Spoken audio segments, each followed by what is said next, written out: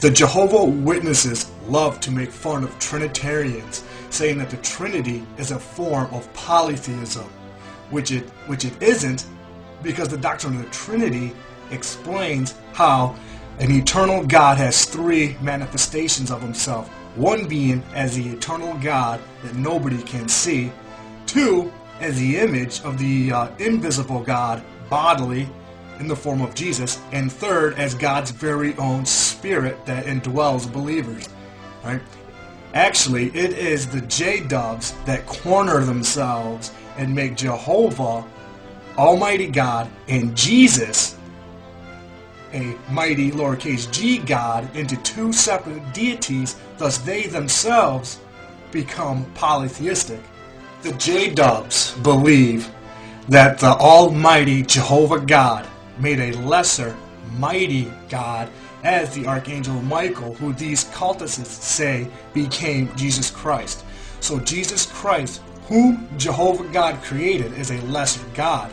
What does Scripture have to say about Jehovah God creating other gods? In Isaiah 43:10 it states, "Ye are my witnesses, saith the Lord, and my servant whom I have chosen, that ye may know and believe and understand that I am He. Before me there is no God formed, neither shall there be after me. There is only one I am." So it's plain to see that the J-dubs are not Jehovah God's true witnesses, because they teach that Almighty Jehovah God made lesser mighty gods, contradicting Jehovah's holy, unadulterated truth revealed in the untainted Holy Bible. Thus they become polytheistic, meaning they believe in more than one God. There is no need to fear these false prophets who cannot rightly divide the word of truth. Face it. The New World Translation of the Holy Scriptures is proof they cannot handle the words of Jehovah in truth, because they have corrupted it to fit their perverted agenda. One of the ways J-dubs corrupt Jehovah's Word is that they try in vain to separate the equal in nature and deity of Jehovah God and Jesus Christ by saying Jehovah God is the only Almighty God and Jesus is a lesser, separate God called the Mighty. And the term Almighty is only used for Jehovah God and Mighty only used for Jesus Christ. The truth displayed in Scripture, in the Holy Bible, will cause the J-dubs to run back into their dark hole from which they came, to desperately reformulate on how they can again attack the very words of Jehovah God to push a satanic agenda on denying the deity of Jesus Christ. There is no salvation outside of the true deity of Jesus Christ. John 8:24. "I said therefore unto you, that ye shall die in your sins. For if ye believe not that I am He, ye shall die in your sins. There is only one I am." There are a multitude of scriptures contained in the Holy Bible that use Almighty and Mighty interchangeably for both Jehovah God and Jesus Christ. Why? Jesus tells us in John 10:30, "For I and my Father are one." Isaiah 9:6, which states that not only is Jesus Christ the Father of eternity, which J-dubs ignore, but it refers to Jesus as a mighty God, which J-dubs choose to attack. Other scriptures state that Jehovah God is the mighty God. In Luke 1:49, Mary calls Jehovah God mighty. In Jeremiah 32:18, Jehovah God is referred to as the mighty God.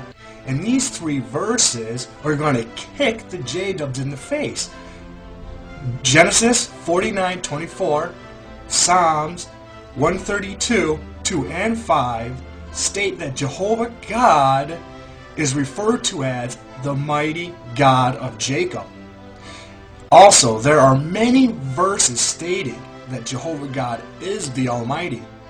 In Genesis 17:11, Genesis 35:11, 43:14, 48:3, and Exodus 6:3 are just a few among many that state that Jehovah God is the Almighty.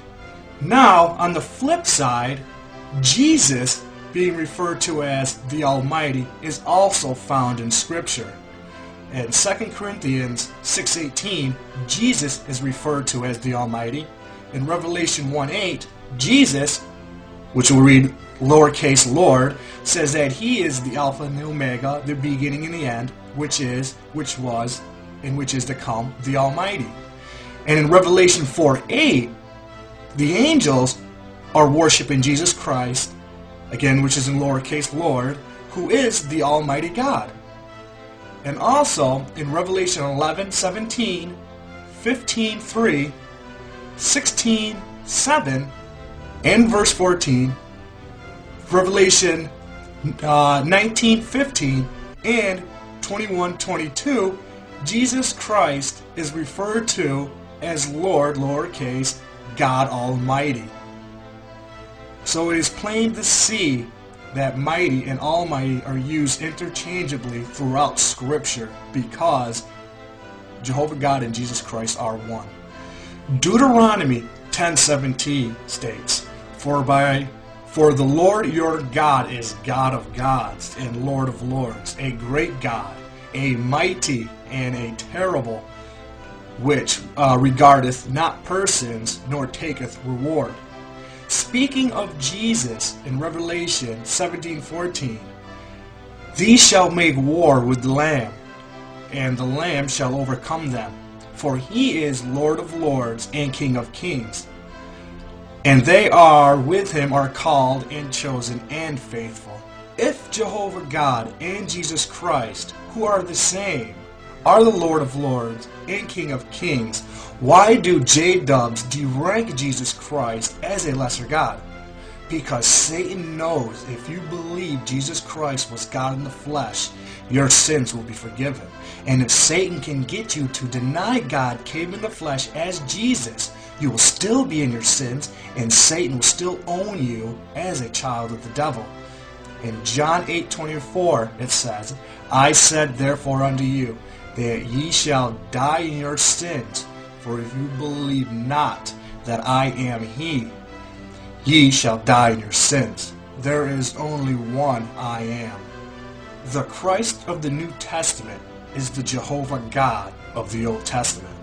Isaiah wrote about seeing Jehovah in Isaiah 6:1-10, and in John 12:31-42, we are told that Isaiah saw Jesus' glory and spoke of Him. In Exodus 34:14, we are told to worship nobody but Jehovah God. In Hebrews 1:6, the angels worship Christ. In Isaiah 44:6, Jehovah is called the first and the last, confirmed in Revelation 1:8. But in Revelation 22:13, Christ is the first and the last. Not only are the J-dubs antichrist for denying Jehovah God came in the flesh as Jesus, but they derank Him as a lesser God, making J-dubs polytheistic.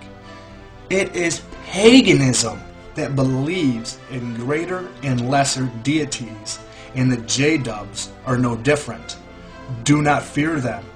They are a God-absent organization that denies the deity of Jesus Christ, thus rendering them antichrist, reprobate.